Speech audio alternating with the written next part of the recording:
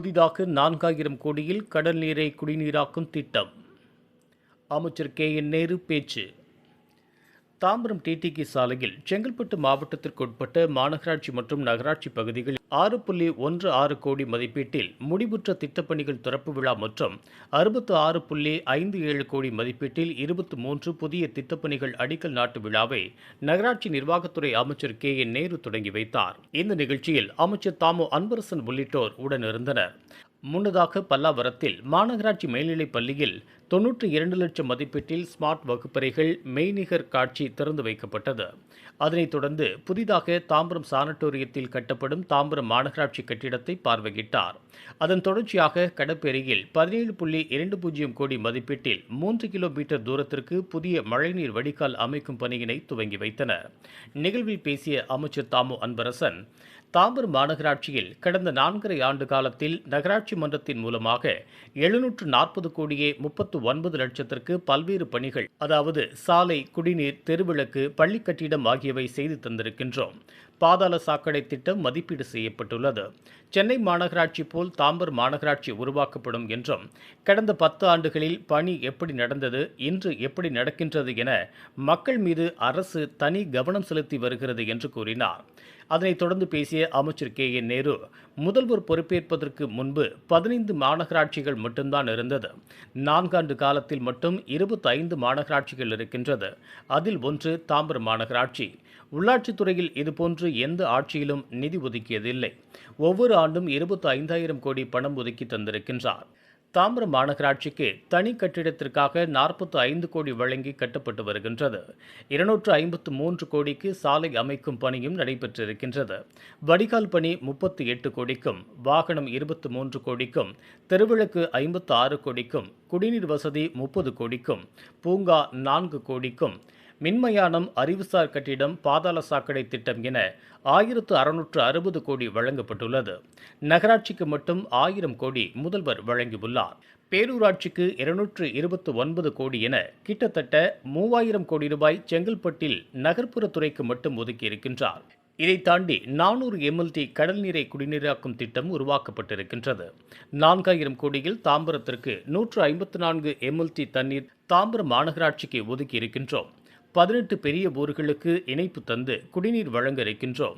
4.24 லட்சம் பேருக்கு குடிநீர் வழங்கப்பட்டது.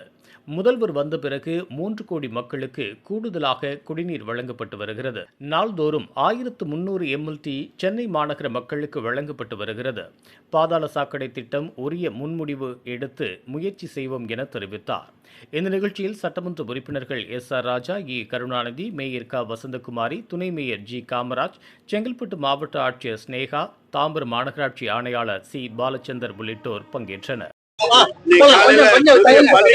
புதிய பள்ளி கட்டிடம் திறந்தது, கட்டணத்தை வருவதற்கு அடிக்கல் நாட்டினது, இப்படி மிஷின்கள் வழங்குறது, 95 கோடி ரூபாய்க்கு நம்முடைய மாநகராட்சி, தாம்பரம் மாநகராட்சி திட்டம் தொடங்கப்பட்டிருக்கு. ஏற்கனவே நான் உங்களுக்கே சொன்னேன், கிட்டத்தட்ட 1700 கோடி ரூபாய் செலவில் 4.5 ஆண்டு காலத்தில் இந்த தாம்பரம் மாநகராட்சி திட்டங்கள் நிறைவேற்றப்பட்டிருக்கிறது.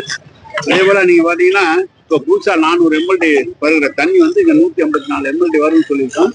அது கோயிலம்பாக்கம், மேடவாக்கம், குளத்தூர், மூவரசம்பட்டு, நன்மங்கலம், பெரும்பாக்கம், திரிசூலம், சித்தலம்பாக்கம், செம்பரம்பாக்கம், பல்லவரம், தாம்பரம், அகரம், அரசன் கல்லணி, கல்பாபுரம், கோவிலாஞ்சேரி, மதுரம்பாக்கம், மாம்பேடு, மூலஞ்சேரி, குட்டியப்பாக்கம், சித்திரப்பாக்கம், திருவஞ்சேரி, வேங்கவயல், கிட்டத்தட்ட அதே மாதிரி வேங்கம்பாக்கம், குளப்பாக்கம், நெடுங்குன்றம், வண்டலூர், புத்தூர், கிளம்பாக்கம், தீர்க்கங்கரணி, மடப்பாக்கம், இந்த திட்டங்கள் இந்த பகுதிக்கு முழுமையாக 400 MLT திட்டங்கள் நிறைவேற்றப்பட்டிருக்கு. அதுக்காக தான் நான் செய்திருக்கோம்.